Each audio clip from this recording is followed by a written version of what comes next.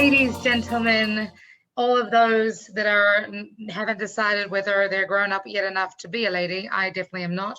Welcome back for another Real Talk session with me, Emma G. Tonight, I am humbled and blessed and grateful, all of the words, to be joined by the phenomenally goddess-like human being that spreads love like it's going out of fashion like nobody's business. I am Solia. Not me, I'm not Solia, but that's I am Solia on the screen next to me. And and of course, Jason Coppedge from the Everyday Weekend. How are you, my friends? I'm doing great. You great and sensational. I love it. I love it. That's fantastic. So you don't need to put yourself on mute during this. Like, you guys can talk over each other as much as you like, because it is real talk for a reason. This is true. I just need to make sure that like my family doesn't, because sometimes my family will yell the weirdest stuff in the background. And so like you missed out. I'm like, some weird stuff went down. I was just like, I'm really glad that I'm on mute right now, because y'all would have just embarrassed me on the internet. So it's more for me and self-preservation than anything else. Family, that's what they're for. I know. I love them though. I really do. And that's okay, because when I get a chance, I'll be like, oh, remember when y'all embarrassed me on my live stream? Hold up. Let me act brand new real quick. I love it. So with all those who are tuning in right now who don't really know who you are besides your names, do you guys want to give yourselves a quick sort of introduction as to who is I am Solia? Okay, so yes, I am Solia. I go by the artist name Solia because it is the name that's on my birth certificate, and I really like it. And I am a singer-songwriter here in the DC area. I have been writing songs for over 10 years, and I have books and books full of songs that are ready to release to the world, and some that will never see the light of day. And I am a managing member of the Capital Groove Collective along with Emma, and I'm a lover. That's pretty much. I'm here to love on people. I'm here to spread the love. I'm here to be love and to be light. Because the thing I've been saying lately is, as a Black woman, the most revolutionary thing that I can do is to live in my joy and to do the things that bring me joy and do them out loud and do them unapologetically. So that is what I am doing. Awesome. And you do it well. Go after that. Yeah, you definitely have to go after that. The baton has been passed, sir. I believe you, Jason. You can do this. I'm You're Jason. pretty awesome too. Don't sell yourself short. I'm Jason. I am the head of the Everyday Weekend. We are a publication that covers the DMV hip hop scene, top to bottom, from your biggest signed artists like a Wale down to the guy that you should know about but don't yet. We got some big plans that I can't mention just yet, but yeah, it's a growing publication, we'll say. And then I do a bunch of like artist consulting and website design, and it's a whole lot of like jack of all trades stuff. But the main thing is theeverydayweekend.com. And it's funny because you mess with the spelling quite a lot depending on which platform you use, right? The Everyday Weekend. Well, all social, it's abbreviated because it was long. No, I get it. Like, you're talking to somebody who had to abbreviate her stage name because my name is long. So like, I'm no foreigner. Yeah, so all of the social handles are the same. And then the .com and everything is spelled out, the Everyday Weekend. Mm-hmm. But the handle is TheEveryDywknd.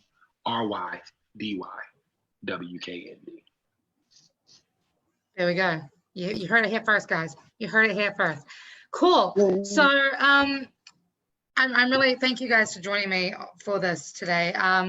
As we all know, this past week has been super past 7. You know what? I'm just gonna say it like it is. This last week has been super fucked up in so many ways, and I feel, you know, a lot of pressure. I feel a lot of heartache. I feel a lot of empathy. I feel a lot of determination and motivation to step up as an artist.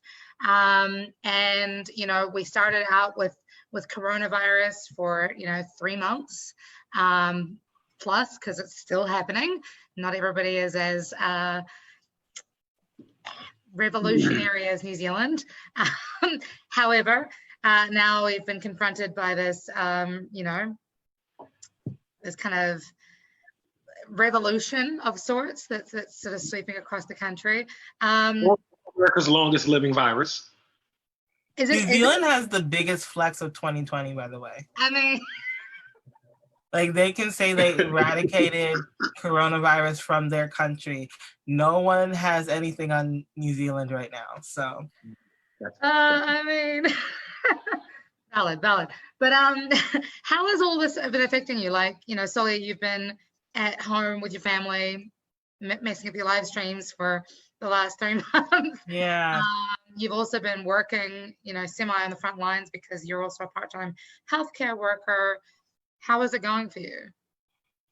It's been for the most part good. Like, there is a sense of normalcy to my week because there's home and there's work, so there's nothing that throws me for a major loop in terms of like, oh, now I have to get ready for this gig, or last minute stuff that has me going from work after 12 hours straight into the city for something that came up. But which I miss, by the way. I miss those random things where it's like, hey, can you do this gig? And I'm just like, yes, hold on. I have to get off of work first, but yes.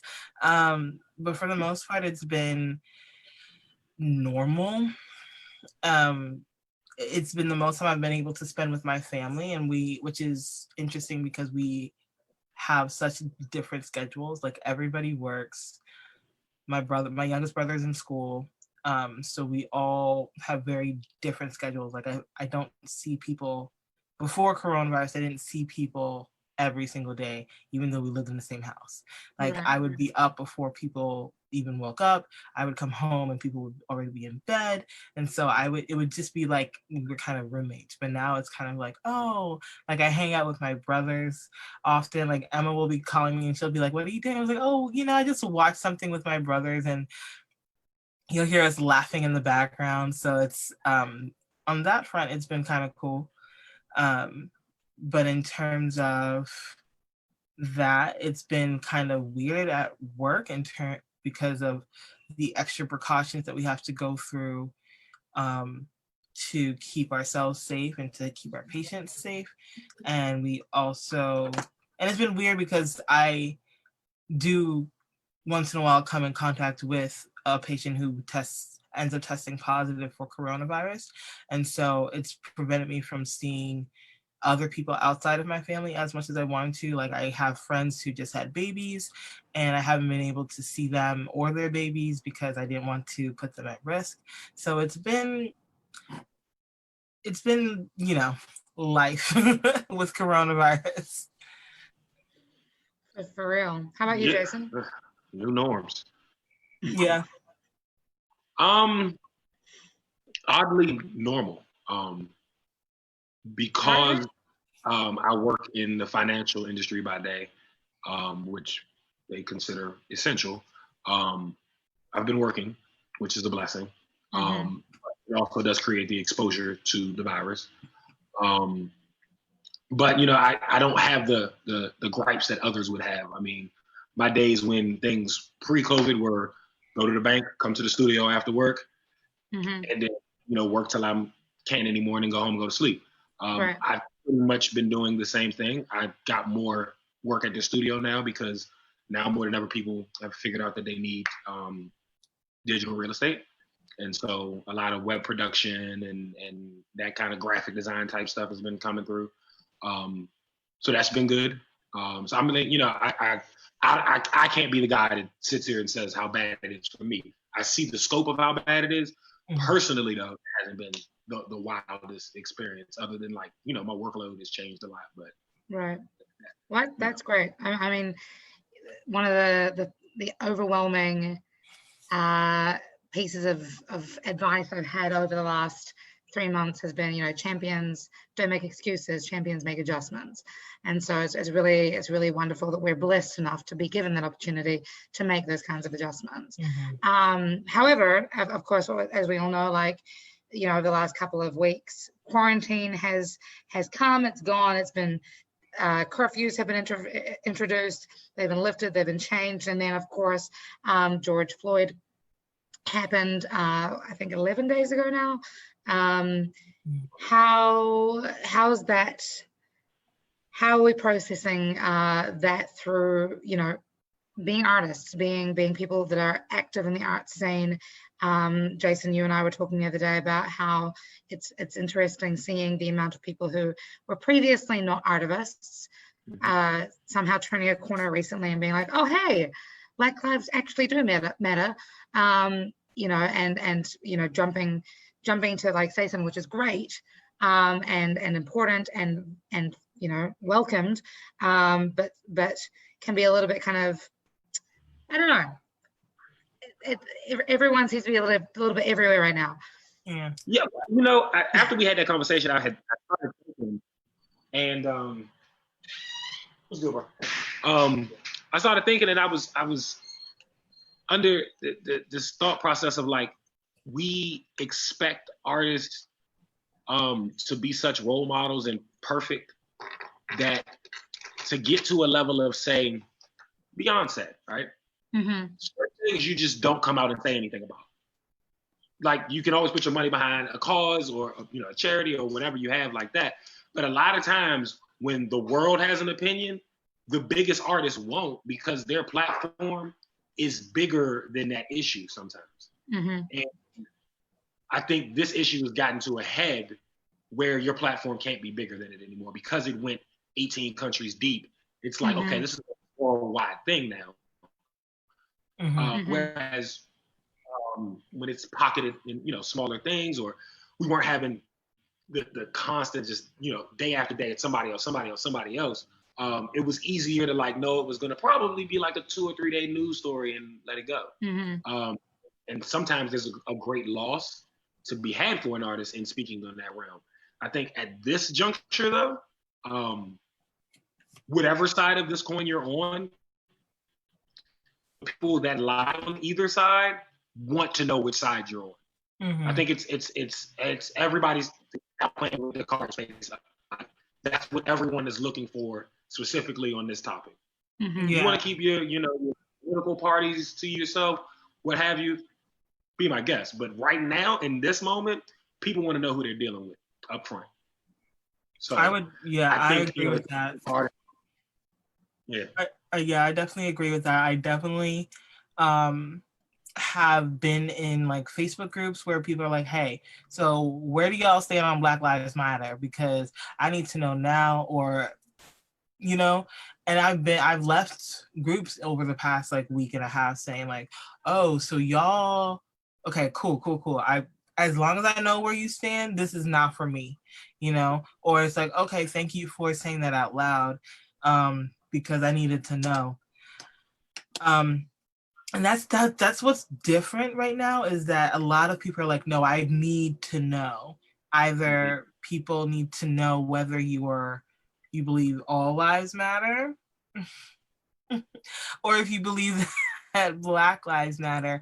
And if you believe that Black lives matter, how are you not just saying that, but what are you doing? Like, the whole thing is like, we're not talking, I don't need you to be not racist. I need you to be anti-racism. Right? So that's the biggest shift with this. So that's an interesting point, Solia. You're talking about like the whole, you know, that all lives matter, blue lives matter, Black lives matter.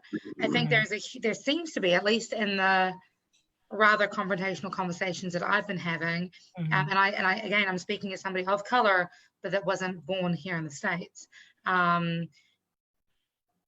A lot of conversations seem to be revolving around we know that Black Lives Matter, but so does everybody else.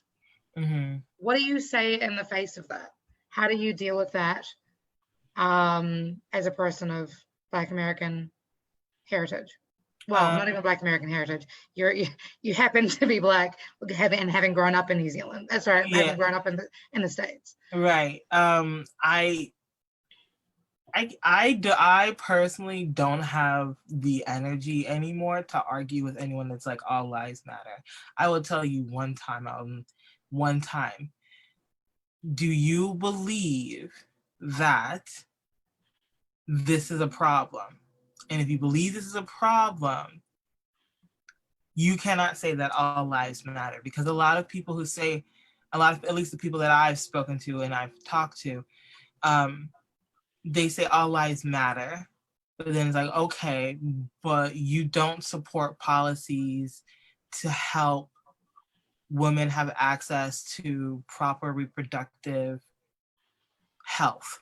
You don't support policies that hold certain people accountable for their actions. Mm-hmm. So how can you say all lives matter only when someone says Black Lives Matter? Because you don't say all lives matter when someone says, oh, but what about this? Oh, but what? No, you say all lives matter in response to Black Lives Matter. And that's problematic. And it's not my job to educate you. I can point you to some resources. I can show you some videos, some documentaries. And then after that, if you want to have a conversation, we can have a conversation. But it's not my job, personally, is how I feel about it. To convince you that someone that looks like me deserves to be treated like a human being. And if you say all lives matter and you call yourself an American and you don't know the history and the foundation upon which your country was built, that's a problem. Mm-hmm. Mm-hmm. Well, okay. What are you, Jason? I concur, but I'm going to take it a step further. I'm at the point, if you like to use nigger with the hard ER, if you want to put out the all lives matter, say it. We need to know. Say it with your whole chest, because I need to hear that. I need to hear it loud and clear from across the room. The all lives matter is turning this issue into ping pong. That's not what this is. We're not going to bat this back and forth. Black lives matter. Black lives matter. We're not doing that. It's a statement because of written iniquities in our system. Period. So we don't need to sugarcoat it with the burden of explanation to the person that's there with it, right? Mm-hmm. I'll have the dialogue of what my basis for that is, and all of those things, because I do feel as though while we're frustrated, right, while we're upset, why we're downright tired of explaining and then those that are on the right side of history, right, figuring out like the rules of I gotta prove this to my people, because that's a thing too, of like how down are you? Were you there the first night of protesting? Were you there the second night? Did you loot anything? Like how hard did you know what I mean? That's a thing. That's its own thing. Yeah. So you have all these layers to your level of involvement. Right. And so there's a lot of burden. Once you're on the Black Lives Matter side of the coin, there's still a lot of burden and thought and things to figure out, if you will, that comes with, okay, now that I'm on this side of the fence, there's still area to play in. So where am I effective, right? Should I do some sort of digital campaign because that's my strength? Should I make music? Maybe that's your strength, you know what I'm saying? Should I use my business leverage because that's my strength? And I think that we're right now forcing each other into blanket reactions. And it's not necessary. And it's what, sorry? I said, and I don't think that's necessary. Right, okay. Like, as much as we're America, the country, right? We're not all the military. Right. So y'all go do that because y'all do well. You know what I'm saying? And then the people that maybe can affect change online, let's deploy them to do that well.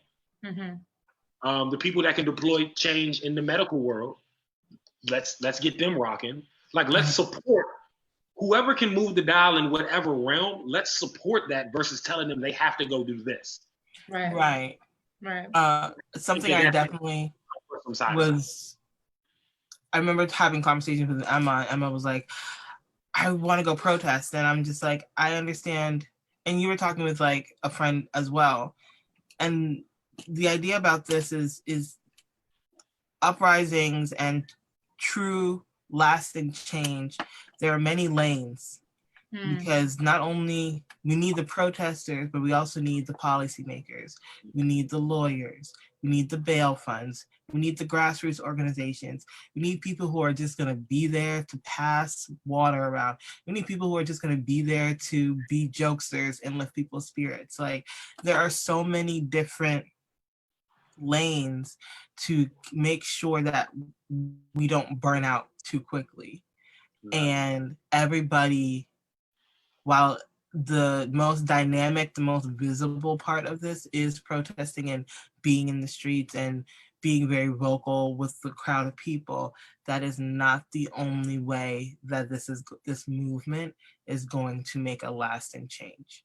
So I definitely think it's important to recognize when people, recognize that not everybody has to be out there. Because honestly, it's not healthy for everyone to be out there.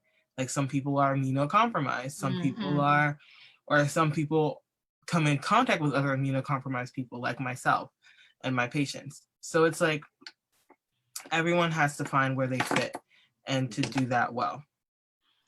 So I agree, yeah. You need one of the other people. points that was pointed out to me was, not just that not everybody can protest for health reasons or for time reasons or whatever, but a lot of the heart actions that people are, instinctive actions that people wanting to go, yeah, let's go, tear down that wall or whatever, is there's a lot of action with no plan and a lot of action with no thought of like, what are the repercussions of how this is going to look, or what is the actual outcome that we are looking for. Obviously, as a country, as a world, we want to recognize that Black people matter too, but we need to recognize that in a way that, sorry?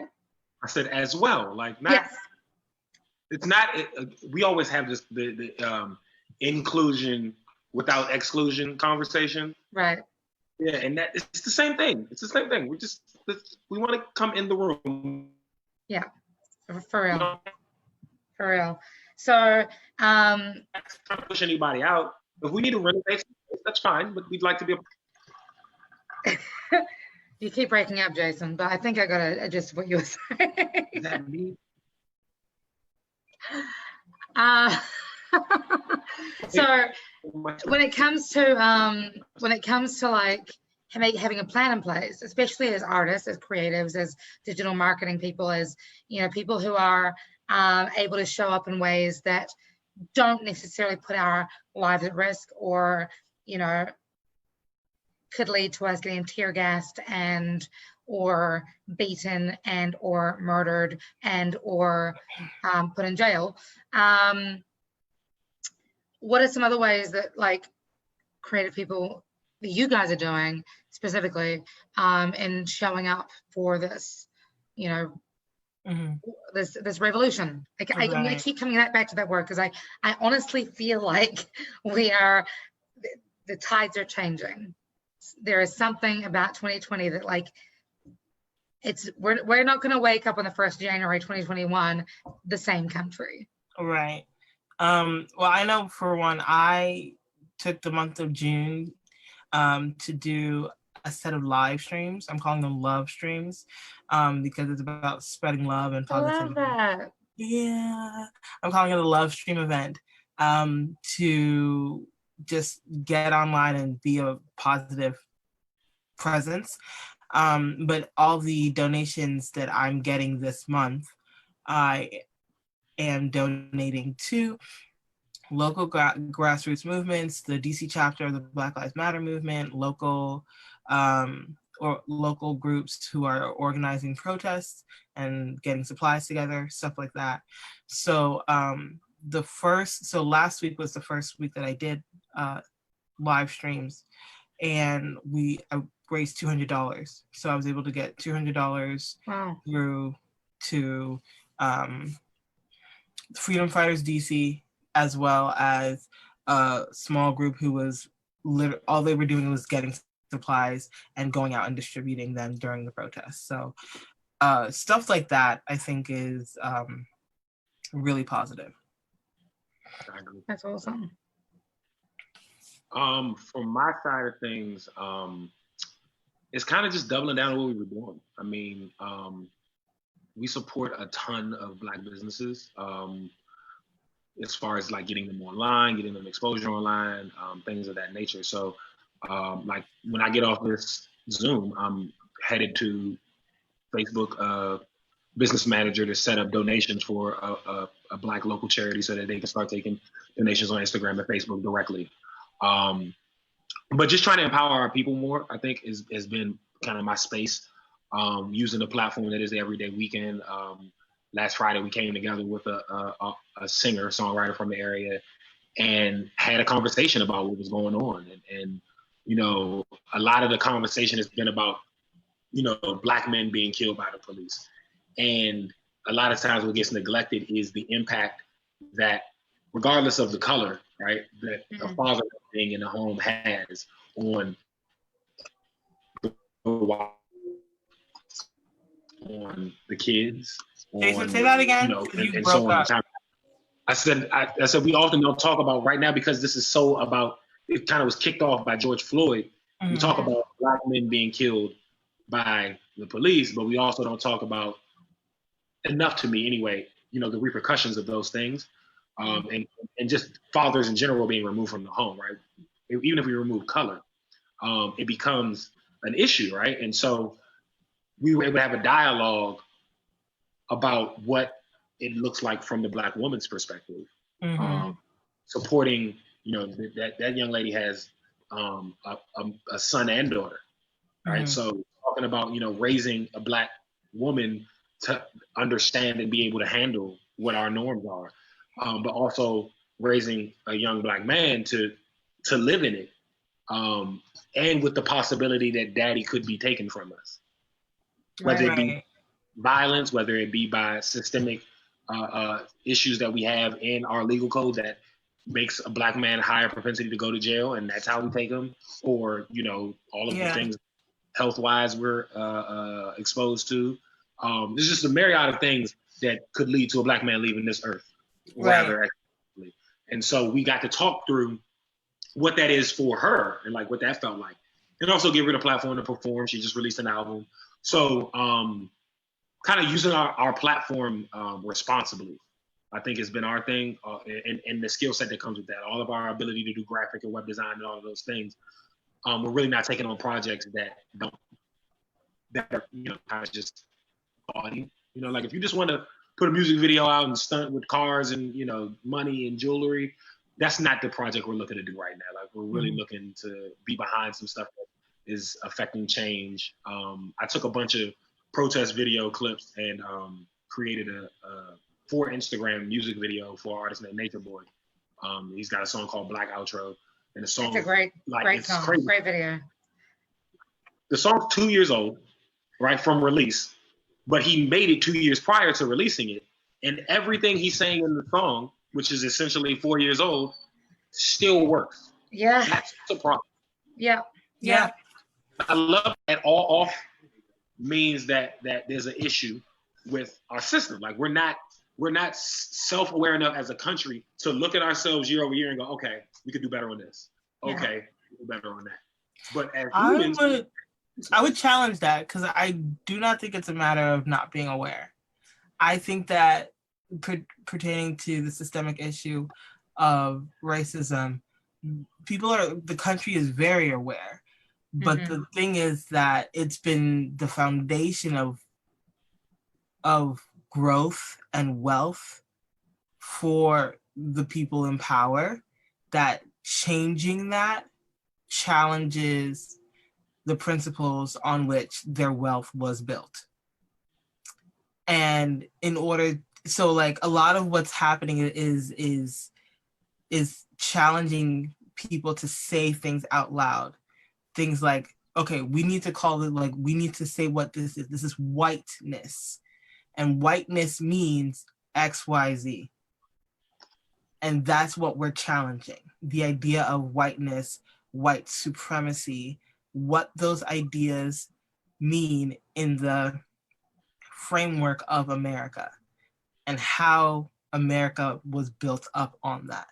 So I don't think it's a matter of not being aware, you know? Like, even when you were talking about the role of the father in the household and how this country was built to separate the Black family, particularly leaving mom at home and forcing the father to not be in the home. So leaving women and children vulnerable, locking up the people that have the most power to protect them, and then also crafting a narrative in which, now that we've successfully separated them through laws, through Jim Crow, whether through the Constitution, now that we've successfully separated the family, now we have to craft a narrative in which these two entities now battle with each other. Because they're like, of all the other races, they don't have those narratives to be like you would never hear a white man say, oh, I don't date white women because XYZ. But there's been a narrative created and crafted so that Black men believe that, oh, I don't date Black women because XYZ. And it's not their fault, though. It is not the fault of the Black man, because I believe that the narrative was created to divide, and it did that. It did that. So anything to keep Black people from uniting in any kind of way, whether that be in the most fundamental way, which is the family unit, or whether that be between different nationalities, right? Whether it's African Americans versus African immigrants versus people from the West Indies versus Afro-Latinas or Afro-Latinx people. Things and narratives and propaganda have been crafted to separate all the people that look like each other, because if we stop listening to them and we actually unite and realize actually all of our problems are the same problem and we can all fight them, they're gonna be scared. They're not gonna know, they're not ready. Like, I was reading this the other day, it said J. Edgar Hoover said that his greatest fear is Negro unity. I'm using very antiquated language, but Negro unity, because he knew that if we united, things would go off. And that's why they killed Malcolm, and that's why they killed Martin, because they were about to unite, and they couldn't have that. Another saying that I heard was, the scariest, the most frightening idea is a Black man with a book. Because they don't want Black people to know their history. They don't want them to be educated. They don't want them to know things, because once they know and they're armed with that knowledge, then they know what to do. Because even after everything that Black people have been through, like, can you imagine how terrifying it must be to see a group of people who have been through what Black people have been through and continue to go through, and to still see them celebrate their joy, to still see them having babies, to still celebrate being in love, like to still celebrate and making beautiful music and making beautiful children and being innovative with fashion and film and being impactful. Can you imagine how terrifying it must be to know that this group of people have been through so much and they still create this? Like, I feel like you're trying to get in here. How great would they be? Like, I think the best way to say is, like, with all the roadblocks, with all the hurdles, we still on your ass. We right here. We right here. So I'd be frightened to open the door. Yeah. I was on the other side of the coin.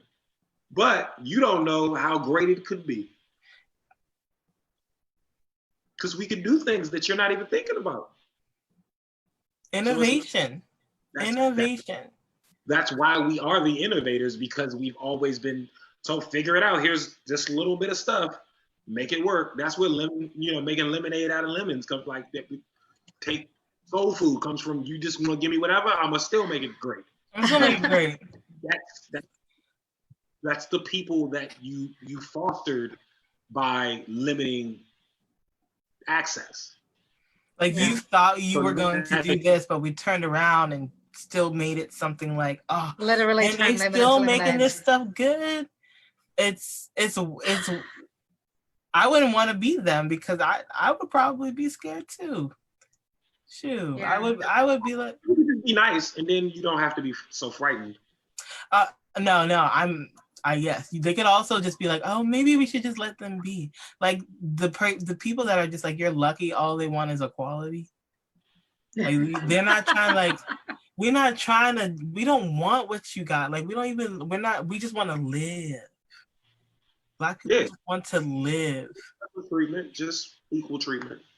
Yeah. You just want to live. It's been really interesting, moving through not just like my personal, relationships and whatnot, but there's a lot of the musical community in these little hot pockets of communities that we have around the world, and seeing how they each discuss the issue of equality, and the blatant disregard, the blatant incredulousness for the disregard, and those who are still kind of confused and wondering why the big issue. When it comes to, and I bring that up because, as musicians, a lot of musicians are powerful. They're in positions of power to influence their audiences and empower the audiences through the love of music, right? Like Rage Against the Machine. I recognize that a whole bunch of MAGA people recently have only just realized that the machine they're talking about is the MAGA machine. Is the government, So, like, as people, as leaders of change, as artivists, how is it that we can sort of navigate these conversations in a way that is productive for society? Sorry, Jason, you were saying something.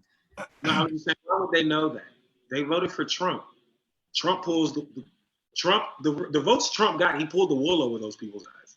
It's not just Americans though. There are conversations happening worldwide of people who just do not realize the impact of white supremacy, or black jokes, or rape jokes, or Asian jokes, or whatever jokes. It's showing up in so many musical communities. How can we navigate that more efficiently, effectively, positively? For me, I've had to check the anger that comes with these conversations naturally. Okay. Because if someone is coming to me and wants to have the conversation, that's the first step, right? Mm-hmm. And so I can't expect someone that comes to me wanting to have the conversation to know or agree with my entire perspective. That's why they want to hear it from my viewpoint. Mm-hmm. And so that's been interesting, trying to corral myself in those moments and be articulate enough for them to understand the why, even though I always feel like that's like to not know American history, but be raised in American schools. Like this, the side of the history that we hate is exactly what's in the books. So for then you to become an adult in this country and go, I didn't know that. It's like, how didn't you know that? Slavery is like the first 6, 7, 8 grades of school. All you talk about is slavery. Like that's the whole history lesson is slavery. Oh, but you know what they do? So, They say, oh, but they were I don't happy like to these be people. That slaves. That was in a there, book. I read it.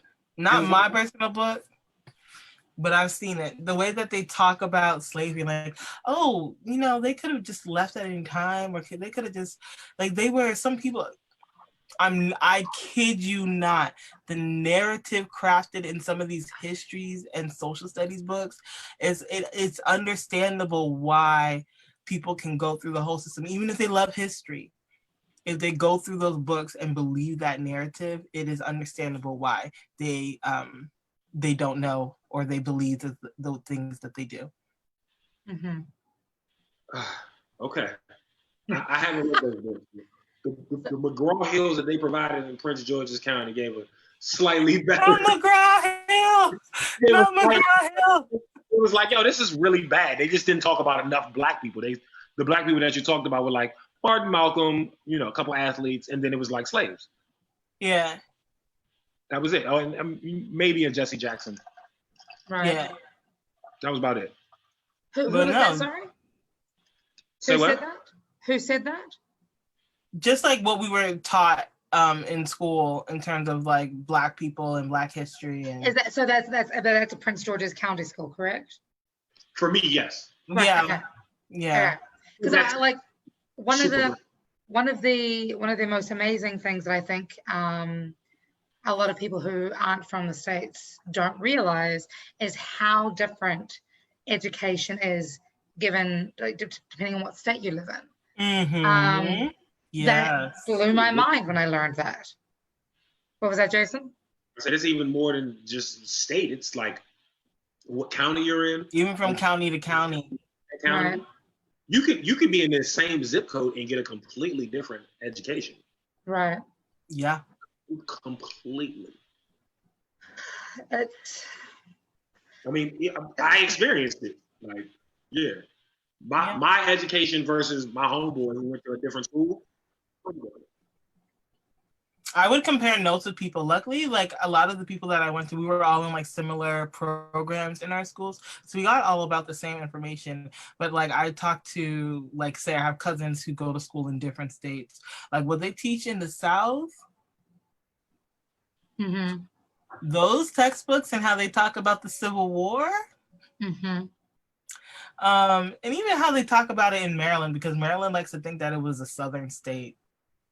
Maryland really wants to be a Southern state. On technicality, it's a Southern state, but just how they talk about the Civil War even is just, it doesn't dive into the nitty-gritty. It tells the story that continues the narrative of, well, America is a great country to live in. We've been through some hard times, but we overcame them, and now we're on the other side of them. That is like, thinking back to everything that I learned in the history and social studies books, that is the narrative that is consistent. It's like America fought hard for its independence. America pulled itself up by its bootstraps. America earned everything that it has in a fair way. And if you don't learn, sorry, I don't mean to laugh. I'm just no. It's totally fine. Like if you don't do your due diligence to even just understand what the Native Americans went through, like just what the Native, like I learned about the Trail of Tears. And when I learned about the Trail of Tears, even just that, like I didn't learn much else about Native American history, which I think is very telling. It's telling, considering they're called Native Americans and we don't learn much about them in school. But I learned about the Trail of Tears. My brother, who's 9 years younger than me, did not learn about the Trail of Tears. It was not in his textbooks. I read his textbooks. Wow. They didn't even talk about it. Because, you know, they come out with new, McGraw-Hill comes out with new editions every single year, and they change things. Like I remember by the time my brother was in school and he was getting textbooks, Obama had already made it into his textbooks, and other stuff had made their way out of the textbooks. Wow. About 15 minutes from here, there's Obama. First of all, the school's name is too long. It is Barack Obama Elementary School. Uh-huh. And I was like, yo, he just got out of office. How does he have a school already? No, I'd give him a school. But like, he's not. Uncle Barack can have a school. No, what I'm saying is like, he's not from here, right? And he got a school like. Yeah. It is like, I don't know where there's a George Bush. I'm sure it exists, but I don't know. Not in PG County. Maybe in Arkansas. You know. Yeah. Texas. Maybe. Let's say, I Texas, really think, yeah. especially with Prince George's County being the most like affluent Black county, not just in the state of Maryland, but in the country. Yeah. It does a really bad job of educating its students about African American history. Right. Because I didn't learn as much as I did about African American history until I got to an HBCU. And I was only at that HBCU for one semester. What's an HBCU? A historically Black college or university. Okay. Right. So like, I feel like it's, why is it that I had to get to an HBCU, which they really don't try to tell you to go to as a Black student? Mm-hmm. Why wasn't it until I got there, until I started learning like real African American history? Why is that stuff not taught to students in the school system? That a lot of them, that is their history. Do you think that these conversations are taking, like, because I don't know if you've been, you know, if you've seen much of it, but in the last, 12 days, 11 days, whatever it's been since, since the passing, let's call it like it is, since the murder of George Floyd, there have been, quite a substantial amount of change that have happened as a result of these protests and phone calls and petitions and things. So, like, as an example, Minneapolis has banned chokeholds, the use of chokeholds. Charges have been upgraded against Officer Siobhan.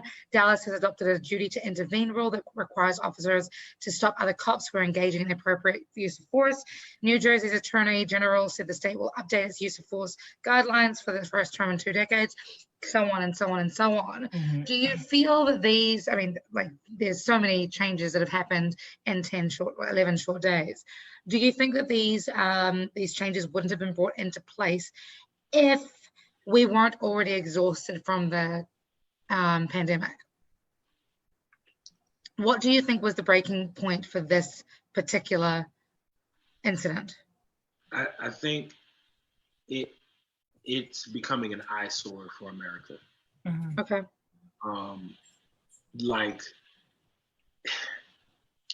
I'd feel better about it, to be honest, if this was just happening, right? But it's happening because we kicking y'all ass. And we're in the streets, we're causing problems. And you know what? We got time because half of us lost our jobs due to the COVID. That part right there. I think that you got more people that don't have anything to lose. Start over from so. You said we're kicking your asses.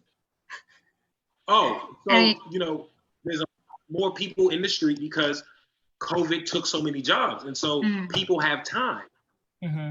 And they have time to dedicate to this, and there's nothing to lose. They're not losing a paycheck. They're not going to lose their job for fighting for it because they already have. So everybody really is standing on what they believe and has the time to do so. Mm-hmm.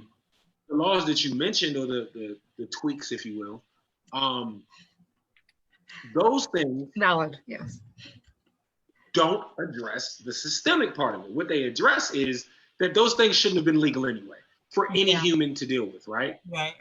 But what I like is what Cuomo did in New York. He said, if you call in a complaint on someone based on race, you can catch a charge for that. That's trying to even things out. Wow, I wasn't aware of that. Yeah, the laws that you're talking about shouldn't have been legal anyway. Agreed. Right? If they're illegal, that doesn't change pulling the trigger right, on an unarmed African American in this country, right? Mm-hmm. And pulling the trigger is fast enough where the other cops who are deemed necessary to intervene wouldn't have a chance. Mm-hmm. Mm-hmm. So that's not really addressing it. Again, Band-Aids. It's cute like the paint on 16th Street. It's real cute, huh? Real cute. Cute. It ain't cute. You dig what I'm saying? She tried it. She tried it. Cute. I'm gonna just stand on that. It's cute, but it ain't it. And everybody else that's following suit, it's cute. But y'all are doing that for TMZ and the Shade Room and the Breakfast Club. No, they're not doing that for Black people. Mm-hmm. So anyway, that's part of the problem, right? Is that situation. But then I saw something that really made my heart smile, right? So one of my good friends is a cop in the city, in DC. And he's Black. He also, in the line of duty, caught COVID. Had to sit out, do his thing, quarantine, all of that stuff, got straight back to work. Comes back to work, protests by his people about his people. Because he's a cop, so that's his people too. Mm-hmm. You know what I mean? And he posted a video of this gentleman, and I'm going to say his name because we know it now. His name's Gary Wick. Gary Wick was a realtor for Washington Fine Properties and Sotheby's at one point. Gary Wick decided to harass a couple of Black cops in DC and tell them that they were essentially responsible for George Floyd's death and that he was sick of it because it affected his business. And he told them that he wished that fucking nigger cops died. And he called them niggers several times over. And so my buddy that's a cop posted it. It got picked up by a local activist who gets national shine, Mr. Tony Lewis Jr. He posted it as well. And the one thing I love about our people, when we want you, we want you. Black Twitter got to it. They found him. Oh no, not Black Twitter. No. His name. No. They called Washington Fine Properties. Oh my gosh. He didn't stand a chance. You told me Black Twitter, and I already know. So does Lana Del Rey. Lana Del Rey knows. Black Twitter does not play. He doesn't work anymore. He doesn't work for Washington Fine Properties. He's gonna have to start his own firm. Yeah. That's If Twitter descends on you, he's done. I mean, valid and totally justified, I think. Yeah. But I think just seeing that it can affect you from any level is starting to figure things out. And people are like, okay, we got to figure this out, even if we don't want to. Yeah, that's a good statement that you said, because some people don't want to. They're doing it because they realize it's going to affect their pockets. That's why they're doing it. But the thing is, another thing I love about our people, we know when it's genuine, and we know when it's just for show. Yeah. And it's but like, I agree. The reason why things are really popping off right now is because people have time. No one needs to get to work. No one's in this, like, there are barely cars in the streets. So there's room to protest. There's time to protest. People are angry. People haven't gotten their unemployment checks. People are hungry. People are tired. Valid. One last question, guys, before we wrap up. And this is a little bit of a different angle. In amongst all of, this irritation, frustration, anger, heat, how is it as creatives that you are showing up positively? I'm only doing positive. I'm not like I'm not showing, like, I'm not posting, video of deaths. I'm posting the best pictures I can find of George Floyd and Ahmaud Arbery and Breonna Taylor and so on and so forth. Even when I did that video edit for Nature Boy, I could have used, knee on the neck, video and chokehold videos and all of that. But I chose to show uplifting moment. So I think we have to pour into the movement positively with intention. And so we can use those moments to invigorate, but we must pour into it with nothing but positivity. That's why, I was a huge proponent of trying to get people to stop tagging their black squares Black Lives Matter. Yeah. And the digital side of things, I understand the algorithm, I understand what it was doing, and I was watching it happen. And I think I offended friends and foes alike, because I titled it, it's self-censorship. You want the message to be heard, you want people to know what you're experiencing, you want people to see it, and then you censor the hashtag. You want to show the solidarity with the Black scare? Please, by all means, do that. But don't tag it where people go to find news about what's going on with the movement.